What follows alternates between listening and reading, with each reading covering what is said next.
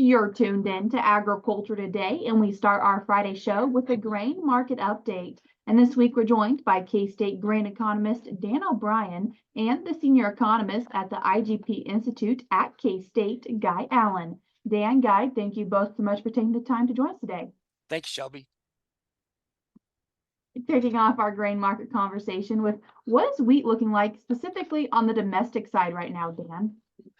Well, the U.S. domestic supply-demand balance sheet had just little change. There was a cutback of about 10 million bushels usage for food use, and the USDA indicated that for the October-December quarter, that's the lowest amount of flour usage on record.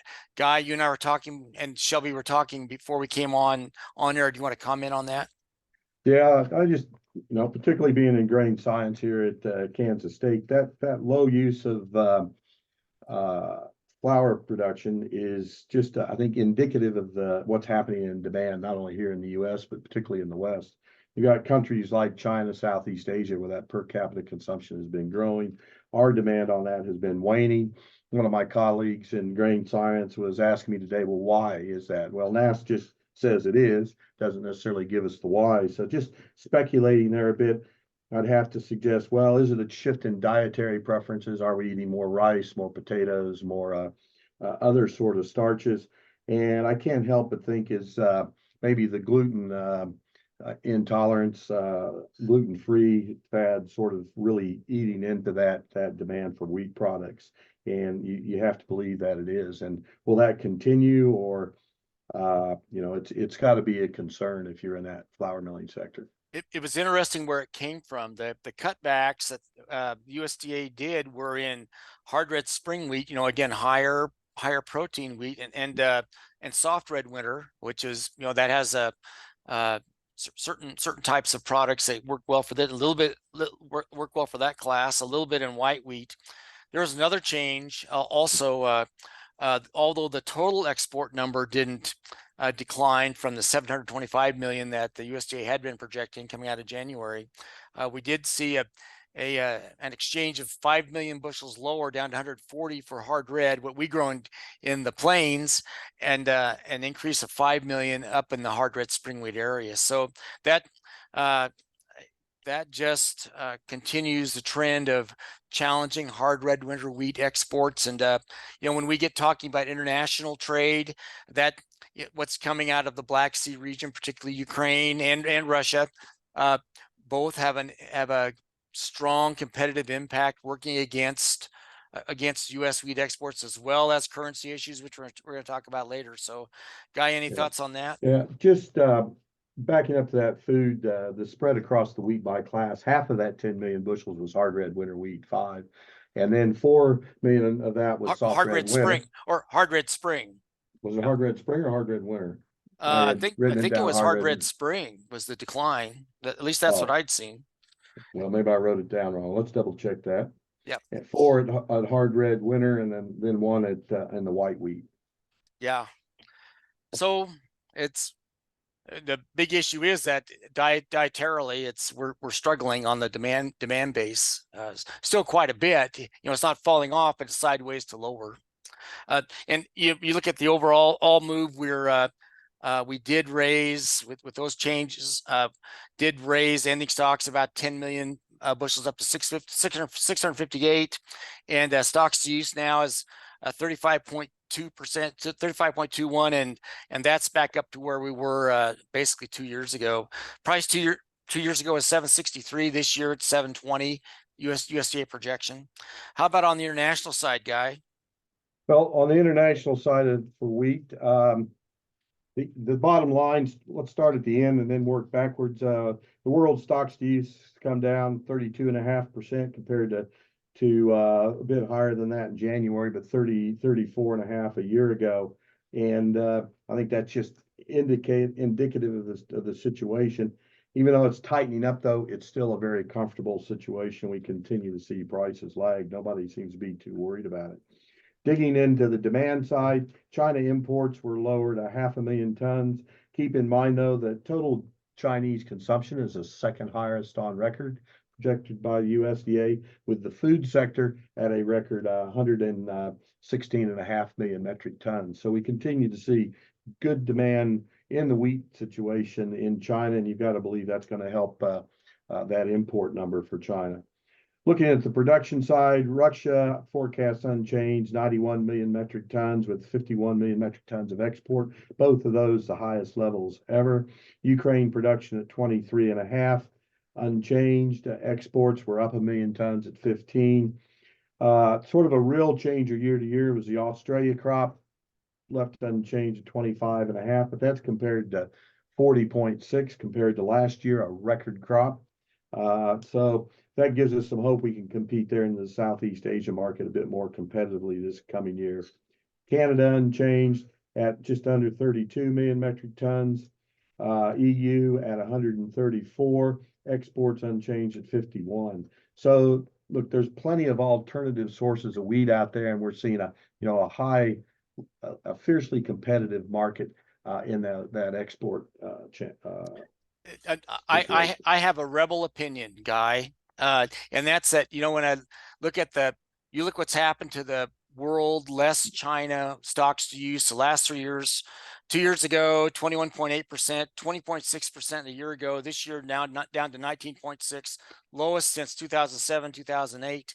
And I know that the market is very myopic, focused on available wheat right now, and it's cheap coming out of the Black Sea region, but yet we continue moving toward, and have continued even in this report, to move towards tighter ending stocks. I just think we're pulling the string, where someday, if that Black Sea region can't come through with supplies, then we'll have to have a price response in the wheat market. That's my own thought. Yeah, wouldn't disagree with that at all. I guess it's a question is a major exporter stocks to use of 19%, is that tight or not? And it wouldn't take a big event to sort of change that, particularly given the current conflict happening in the Black Sea region. And as we move on from talking about wheat, now moving to our next commodity, corn. And Dan, what are we seeing on the domestic side for that? Almost no changes. Really, the only change that was on non-ethanol food seed industrial usage, a move down by about 10 million bushels, and total use down 10, ending stocks up 10. So really pretty much unchanged, up from 14.8 to 14.9% stocks to use. Big issue in the corn market is this 14.8, 14.9% stocks to use is markedly higher, way more plentiful as a projection than what we had the last 2 years at 9.2% stocks to use and 9.9. So we jumped to almost 5%, and the market is just not worried about supplies. It's become a buyer's market right now. Yeah, very, very much so. That's sort of flowing over into the global marketplace there as well. I guess the biggest contentious issue on the global situation is, we'll start with Brazil. USDA reduced that crop by 3 million metric tons to 124. CONAB, I don't have those numbers right off in front of me. CONAB, Dan, if you could help me out. CONAG came out this week, just right before the USDA report, said 149.4. So it's a major difference excuse me, you're talking about corn, right? My mistake. Correct. 100, basically 100, just under 114 million. So there's about a 10 million metric ton difference that has to be reconciled. So the truth is probably somewhere in the middle, but at this point, it's a point of uncertainty going forward in the market. Yeah, that 10 million ton discrepancy is quite material in there, and we'll see a similar situation when we get to soybeans. Exports were increased slightly by 2 million tons to 23. So again, plenty of corn hanging around there. We're also seeing other suppliers unchanged, such as Argentina, Brazil, Russia, South Africa, etc.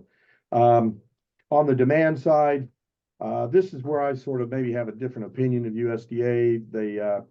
China still has strong demand in the corn side as well as the soybean side, and I can't help think but suggest that the Chinese demand is a bit overstated. I think they're looking at what did I have there for the imports for China? Unchanged, but imports expected to be at 23 million metric tons this year.